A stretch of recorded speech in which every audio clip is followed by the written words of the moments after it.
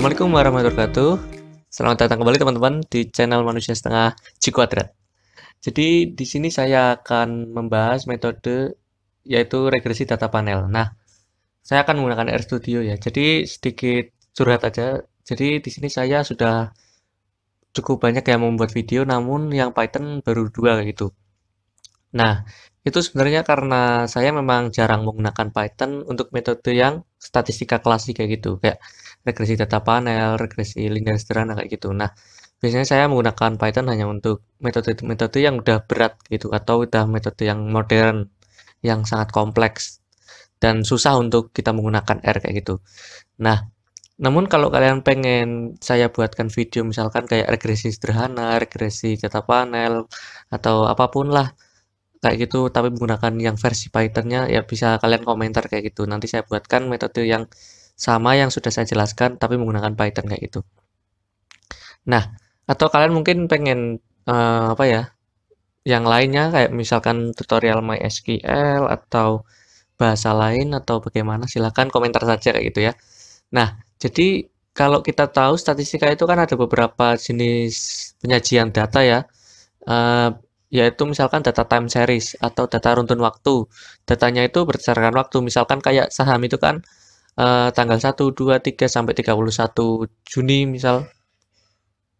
Ya kayak gitu. Terus kemudian ada lagi data yang bentuknya namanya cross section atau datanya itu bukan waktu tapi lebih ke daerah kayak gitu ya atau lebih ke bukan waktu lah intinya. Misalkan data cross section itu apa ya?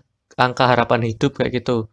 Terus variabel lainnya itu ada angka melek huruf, kemudian variabel lainnya ada tingkat kemiskinan kayak gitu. Nah, tapi barisnya atau row-nya itu bukan tanggal 1 2 3 ya, tapi misalkan daerah Cilacap, terus Banyumas, Pekalongan kayak gitu ya.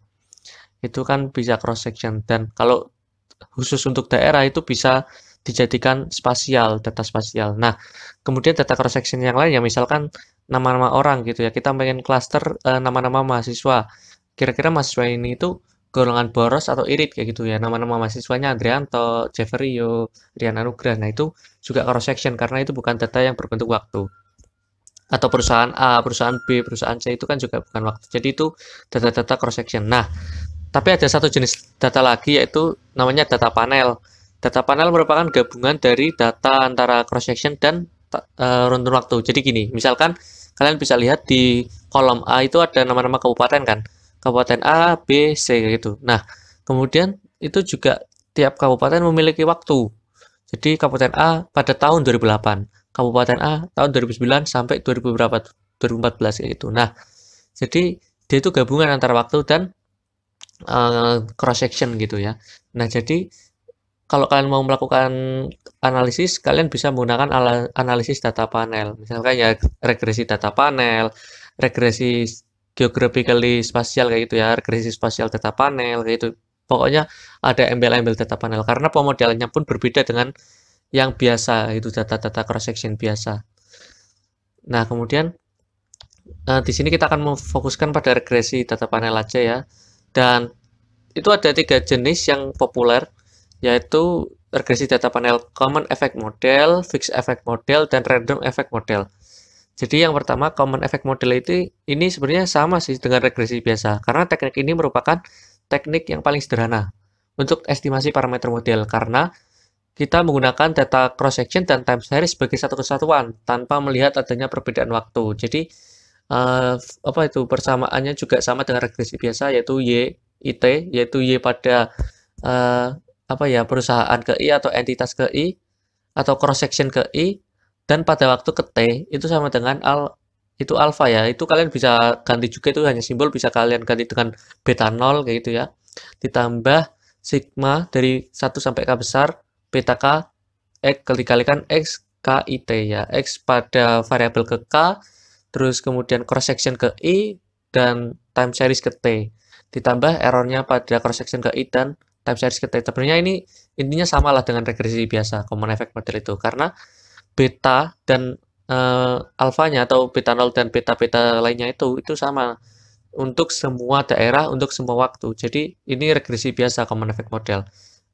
metode estimasinya pun menggunakan ordinary least square seperti biasanya ya, untuk menggunakan metode kuadrat terkecil. Jadi kita meminimalkan error kayak gitu.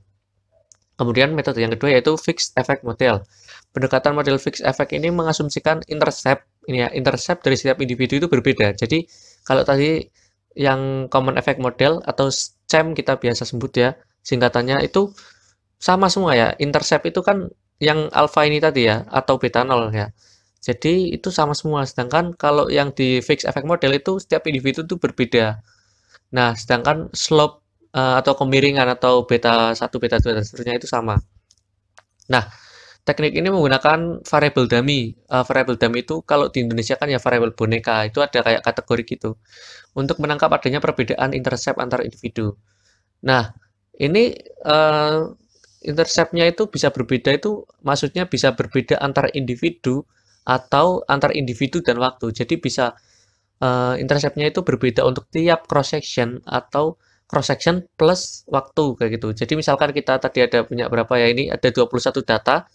Nah, kalian bisa memiliki intercept itu ada 3 karena ada cuma kabupaten A, B, C, atau juga interceptnya ada 21 karena datanya ada 21 kayak gitu. Nah, apa ya, persamaannya sudah saya tuliskan di sini kayak gitu ya.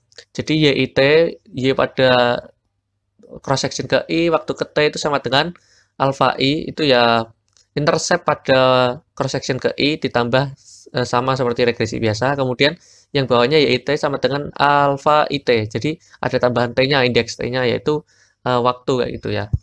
Kemudian pemodelan FEM ini menggunakan yang tadi itu CEM itu menggunakan OLS, di sini kita menggunakan LSDF. Jadi LSDF itu adalah least square dummy. Aduh, saya ini baru bangun jadi agak susah ngomong. Jadi menggunakan LSDF ya. Jadi LSDF itu least square dummy variable. Jadi udah berbeda pemodelannya. Kemudian ini random effect model. Yang ketiga yaitu ya hampir sama dengan fixed effect model. Namun kalau yang tadi itu fixed effect model itu interceptnya berbeda. Sekarang adalah errornya. Jadi bila fixed effect model perbedaan antara individu dan waktu dicerminkan dalam intercept, maka random effect menggunakan errornya. Jadi kan di sini ada persamaan. UIT itu kan error. Jadi nanti errornya yang dibedakan gitu ya. Nah, metode pendugaan regresi data panel dengan RAM ini, random effect model ini berbeda juga dengan si FEM atau si CEM.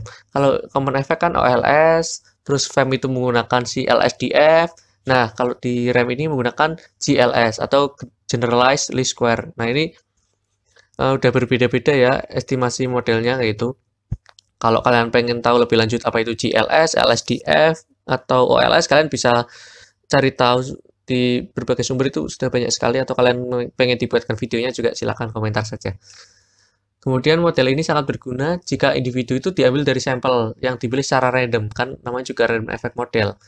Nah, jadi teknik ini itu memperhitungkan error itu mungkin berkorelasi sepanjang cross section dan time series, tapi kan kalau di kayak OLS gitu kan asumsinya kalau di runtun waktu itu kan asumsinya error itu jangan saling berkorelasi apalagi secara time series ya. Nah, tapi kalau di random effect model itu teknik ini memperhitungkan bahwa error itu mungkin berkorelasi antar cross section dan antar time series kayak gitu. Jadi kita bisa menggunakan 3 model itulah. Cara milihnya model mana yang akan kita gunakan itu bagaimana? Ini caranya ya. Jadi kalian bisa melakukan beberapa uji. Yang pertama uji Chow, ya, kemudian menggunakan uji Hausman. Yang ketiga menggunakan uji Brugge-Pagan Lagrange multiplier. Nah, uji Chow sendiri itu nanti kalian H0-nya, kalau H0-nya diterima, itu model common effect yang sesuai. Tapi kalau H1 yang diterima berarti model FEM. Kemudian kalau ternyata H1 yang terpilih, kalian lakukan uji Hausman. Uji Hausman itu kan H0-nya RAM yang terpilih. Nah, kalau H1-nya FEM. Kalau H0-nya yang diterima, berarti kan kalian bisa uji Brugge-Pagan Lagrange multiplier. Kalau yang diterima H0 berarti CEM, kalau H1 ya RAM kayak itu, terus selesai. Oke, kita langsung ke R. Jadi di sini saya akan, ini saya clear dulu. Itu tadi ya biasa kalau buka R baru kayak itu. Nah, jadi di sini saya akan menggunakan package yaitu PLM ya, karena panel model ya. Kemudian, oh ini saya install, saya kepencet. Padahal saya sudah install, sorry. Saya interrupt dulu. Nah, sudah saya stop runningnya. Ya, saya pakai library PLM ya, karena saya sudah install. Kalau kalian belum install, silahkan diinstal dulu. Kalau sudah, saya menggunakan data Grunfeld. Nah, ini dari package PLM ya, Grunfeld. Kemudian saya view. Nah, ini ada datanya itu, ada firm atau ya corporate, perusahaan, terus year-nya. Ini untuk firm 1 ada year-nya 1935 dan seterusnya. Terus ada in value capital yaitu kayak valuasi dari perusahaan tersebut. Ini ada sekitar 10 firm atau 10 perusahaan dengan 200 baris, berarti masing-masing perusahaan ada 20 ini ya, T atau 20 waktu time series-nya. Jadi perusahaan satu berarti dari 1935 sampai berapa itu? Sampai 1954 gitu ya. Nah, kemudian saya akan melakukan, sebenarnya gampang ya. Kalau kalian nggak melakukan preprocessing, sintaks R itu sangat sederhana sebenarnya. Cuma kan ya hampir sebagian besar waktu itu kan habis untuk preprocessing biasanya. Apalagi machine learning itu pasti preprocessing memakan waktu yang sangat banyak sekali. Jadi sederhana sih sintaks untuk pemodelan di R itu sebenarnya ya. Nah, kemudian ya karena ini panel, jadi PLM dalam kurung ini variabel Y-nya. Terus ini variabel X-nya kalian. Nah, kemudian ini data kalian apa? Nah, modelnya apa? Kalau pooling itu berarti common effect model, within itu berarti fixed effect model, dan random berarti random effect model. Jadi saya store atau saya tuliskan model yang berupa pooling itu di grund.ce karena kan common effect gitu ya. Terus within di FE, fixed effect, terus yang random di RE, random effect. Jadi kalau kalian menamakan sebuah variabel untuk menyimpan sebuah model, biasakan ya jangan pakai ya aneh-aneh kayak misalkan koma atau spasi atau apa gitu ya. Kalau tidak sih nggak masalah. Oke, kita run. Nah, kalau kalian pengen lihat hasilnya, kalian bisa, ini saya perbesar dulu. Bisa ketikan ya, hasilnya kan saya udah run grund.ce gitu ya. Coba kita run grund.ce-nya. Nah, ini model dari grund.ce ya. Kalian bisa melihat intercept-nya, terus ini value-nya, kapitalnya. Jadi ini betanya buat value, beta buat kapital. Coba kalau saya summary aja.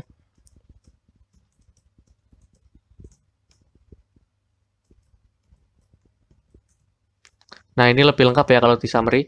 Jadi seperti tadi ya, ini udah tahu apa koefisien dari intercept, signifikan, terus value-nya dan kapitalnya gitu. Nah, kemudian ini ada juga R-square-nya. Kemudian ada adjusted R-square dan uji F, ini aja ada uji T. Ya, kalau kalian pengen tahu interpretasinya, kalian bisa melihat ke video analisis regresi yang saya dulu ya, yang awal-awal kayak itu. Nah, itu regresi biasa kan, grund.ce atau common effect model. Sekarang kita lihat yang FE, fixed effect. Nah, ini kita tahu ya balance panel, N-nya ada 10 perusahaan, T-nya ada 20, dan jumlah keseluruhan datanya ada 200. Tapi kan FE itu katanya bisa membedakan antar itunya, intercept-nya berbeda bisa antar waktu dan juga bisa antar cross section. Nah, saya akan gunakan yang antar cross section. Nah, jadi ini kalau dituliskan fixed F kayak gini, nah kalian udah dapat 10 intercept untuk masing-masing perusahaan. Jadi tiap perusahaan model regresinya udah berbeda. Kemudian kalau random effect, berarti kalian udah saran ya tadi ya. Juga kan memiliki berbeda-beda juga kan tiap tiap perusahaan untuk errornya. Nah, jadi ini sudah ada model error untuk masing-masing perusahaan beda-beda, ada 10 tentunya firmnya. Kalau kalian pengen waktu ya gunakan tambahin waktu di sini ya. Di sini juga di grund.fe yang fix F sama run F tambahi waktu. Kalau kalian bingung terhadap sesuatu hal di R, tinggal kalian ketik tanda tanya aja ya. Nah, ini nanti akan muncul extract random effect kayak gitu. Nah, ini run F itu kalian bisa isi dengan apa aja gitu ya. Nah, kayak itu. Pokoknya kalau kalian bingung tinggal tanda tanya, terus apa yang ingin kalian tanyakan gitu aja. Nah, saya sekarang melakukan uji ini ya. Uji apa tadi yang pertama Chow. Ini uji Chow. Chow, Stephen Chow. Kalian pernah nonton Stephen Chow? Kasihan sekali kalau belum. Nah, ini uji Chow itu sebenarnya uji F ya sebenarnya ya. Maksudnya menggunakan statistik uji F. Nah, dia signifikan karena p-value-nya kurang dari alpha 5%. Berarti masuknya model apa? Kalau signifikan kan H1 diterima. Berarti model FEM yang sesuai ya. Oke. Kita lanjut. Kemudian uji Hausman yang dimasukkan adalah ini dari random versus fix kayak gitu ya. Random versus fix kayak gitu. Oke, kita run. Aduh, kepencet. Nah, kita run. Ini tidak diterima karena alfanya lebih besar dari 5%, berarti yang H0 yang diterima. H0-nya rem. Rem ini kayak anime ya, kalian nonton rem nggak? Itu kayaknya wibu-wibu tahu deh, rem itu. Kemudian ini ya, yang terakhir berarti kan rem diterima, berarti lanjut ke uji yang terakhir Lagrange multiplier. Alright, kurang dari 5%, berarti yang H1 diterima. Jadi H1-nya apa? Oh, malah sini. Jadi H1 yang diterima adalah rem. Ya berarti yang terpilih kan tadi cem fem terpilih fem, fem rem terpilih rem. Terus ke bawah rem cem terpilih rem lagi. Berarti yang model yang kita pilih adalah si rem gitu ya. Oke, mungkin cukup sekian ya karena kalian sudah mendapatkan modelnya dari kalau kalian mau lihat lagi modelnya di summary aja. Nah, ini summary ground.re ini model remnya. Di sini ada korelasi juga, ada variansinya. Beda ya kalau di regresi biasa nggak keluar ini efek remnya. Kemudian kalian kalau pengen lihat efeknya lagi, tinggal diketikkan ini sih runF gini ya. Ini efek error tiap firmnya gitu. Oke, cukup sekian. Mungkin kita akan membahas tentang panel di lain waktu. Oke, see you next time. Bye-bye.